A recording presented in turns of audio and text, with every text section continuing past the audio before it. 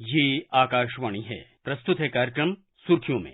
इसके अंतर्गत आज सुनिए केंद्रीय मंत्रिमंडल के निर्णयों पर चर्चा। इसमें भाग ले रहे हैं राजनीतिक विश्लेषक के.एस. सच्चिदानंद मूर्ति और आकाशवाणी संवाददाता कमल कुमार प्रजापति। कल केंद्रीय मंत्रिमंडल ने खाद्य तेल पाम ऑयल के राष्ट्रीय मिशन के कार्यान्वयन को मंजूरी दी। इस मिशन का मकसद है कि पाम ऑयल और खाद्य तेलों पर आयात की निर्भरता कम हो, देश में ही खाद्य तेल के उत्पादन को बढ़ावा मिले, किसानों को इस मिशन में शामिल कर उनकी आय को बढ़ाया जाए। सरकार द्वारा इस संबंध में इस मिशन के लिए 11,040 करोड़ रुपए का वित्तीय प्रावधान भी किया गया है। मिस्टर मूर्ति, जैसा कि हम जानते ही हैं कि भारत में जो पाम ऑयल है या जो खाद्य तेल है दूसरे, उनका बड़ा उपभोग होता है। हम बहुत बड़े कंज्यूमर हैं, लेकिन अभी हमारी निर्भरता बहुत ज्यादा है दूसरे देशों पर, चाहे वो इंडोनेशिया हो, मलेशिया हो, यूक्रेन, अर्जेंटीना, ब्राजील, इन सभी देशों से हम बड़ी मात्रा में पाम ऑयल और एडिबल ऑयल आयात करते हैं। लेकिन जैसा कि कल प्रेस कॉन्फ्रेंस में केंद्रीय कृषि मंत्री ने जानकारी दी कि 2025-26 तक हमारा क्रूड पाम ऑयल का उत्पादन लगभग 11 लाख टन होने की उम्मीद है और 2029-30 तक तो अपेक्षा की जा रही है कि ये उत्पादन लगभग 28 लाख टन तक हो जाएगा। आप कैसे देखते हैं सरकार के इस निर्णय को? देखिए, सरकार का जो निर्णय है वो बहुत महत्वपूर्ण है, क्योंकि हम भारत में 30 साल से ये प्रयास कर रहे हैं खाद्य तेल का, पाम प्लांटेशन का ज्यादा बढ़ने के लिए। मगर इस 30 साल का प्रयास में भी हमारा अभी तक तो 3.7 लाख हेक्टेयर का लक्ष्य है, जो जमीन है उस पर वो ऑयल पाम कल्टीवेशन पर है। मगर अब सरकार का ये 5 साल में योजना में वो तो दुगुना हो सकती है, तो 6.5 लाख हेक्टेयर का प्लांटेशन करने के लिए सरकार ने 11,000 करोड़ का एक प्लान बनाया है। तो इसलिए हम इस पर एक वॉर फुटिंग में काम कर रहे हैं। सरकार का ये निर्णय से पूरा देश को लाभ होगा, क्योंकि हमारा जो आपने बताया तो इम्पोर्ट सब्स्टिट्यूशन होना चाहिए, हमारा आत्मनिर्भरता स्वावलंबना को ज्यादा होना चाहिए। तो इसके लिए ये बहुत महत्वपूर्ण क्रम है। और प्रधानमंत्री ने लाल किला का भाषण में भी वही बताए थे, किसानों के और हमारा जो स्वावलंबना के लिए बहुत महत्वपूर्ण निर्णय लेके जा रहे हैं और ले रहे हैं। इसमें भी ये बहुत महत्वपूर्ण भूमिका है।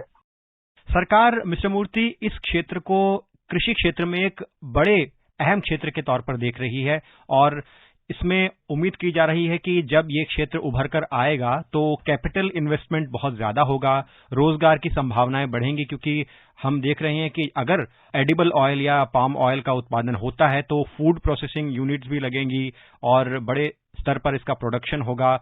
कैसी इस क्षेत्र में आप रोजगार और कैपिटल इन्वेस्टमेंट के मामले में संभावनाएं देखते हैं?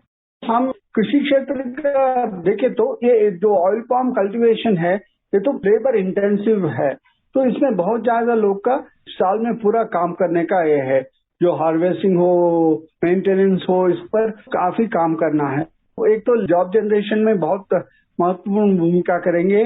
वो भी जो राज्य है नॉर्थ ईस्ट में, वहां तो जॉब जनरेशन का आपको मालूम है इंडस्ट्री कम है, और जो हिली रीजन है वहां तो एग्रीकल्चर में भी जॉब जनरेशन कम होता है। तो इसलिए ये पाम ऑयल मिशन से बहुत ज्यादा रोजगार मिलेंगी।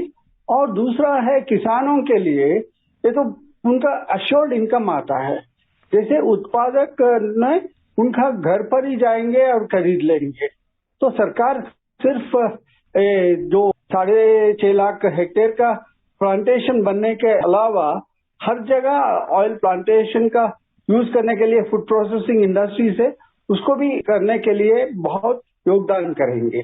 और इसमें तीसरा बात है पूर्वोत्तर राज्यों में और अंडमान निकोबार आइलैंड्स में जहां और स्पेशल प्रॉब्लम्स है उनके लिए ज्यादा सब्सिडी भी दे रहे हैं। जैसे वहां एक प्रॉब्लम है, पूर्वोत्तर राज्यों में काफी जंगली और हिली एरिया है, तो वहां जो हाफ मून टेरेस कल्टीवेशन जैसे होते हैं उसको इन्वेस्टमेंट ज्यादा करना पड़ेगा, तो इसलिए सरकार उनको ज्यादा सब्सिडी दे रहे हैं। तो इसलिए वहां भी उनका पूरा डेवलपमेंट भी अच्छा होता है। अंडमान निकोबार में वहां तो समुद्री इलाका है, वहां तो जैसे सैंडी सॉइल है, वहां कैसे ऑयल पाम कल्टीवेशन करना, उसको इन्वेस्टमेंट करना, मेंटेनेंस को उसको भी ज्यादा जो बायो फेंसिंग कर रहे हैं और बाकी और इंसेंटिव्स दे रहे हैं सरकार ने।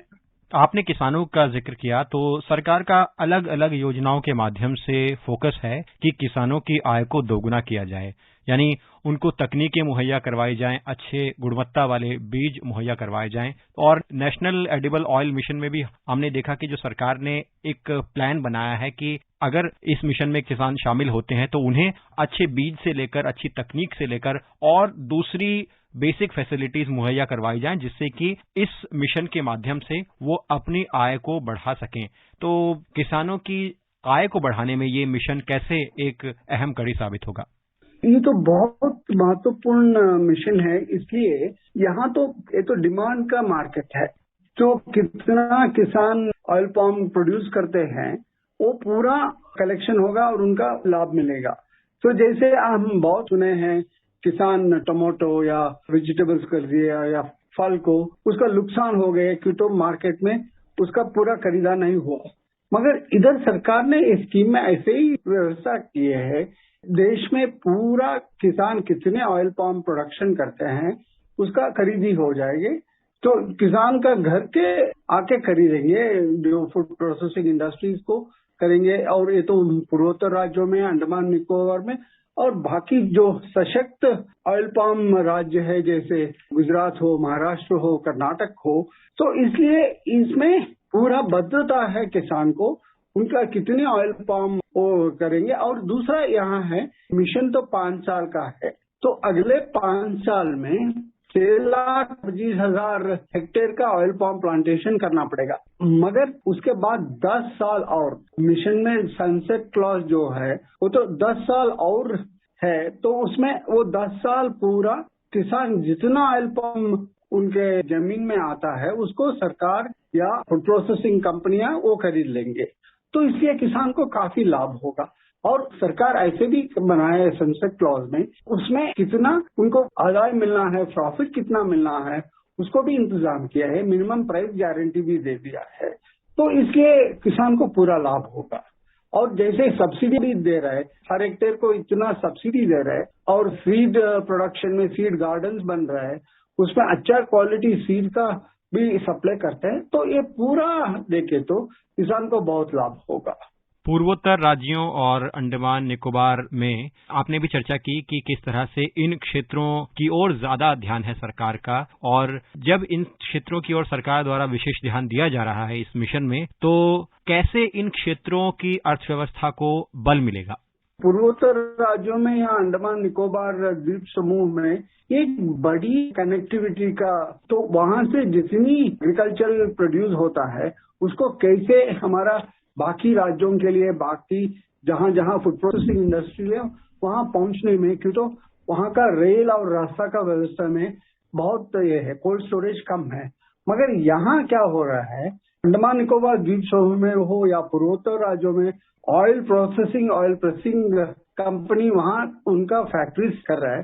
तो इसलिए किसान को और वहां उस राज्यों का औद्योगिक और अर्थव्यवस्था का भी अच्छा बूस्ट मिलेगा। तो इसलिए ये सिर्फ किसानों के लिए नहीं, ये 7 पूर्वोत्तर राज्य हो या अंडमान निकोबार द्वीप समूह हो, उनका समग्र अर्थव्यवस्था सुधारने के लिए ये मिशन से बहुत बेनिफिट होगा।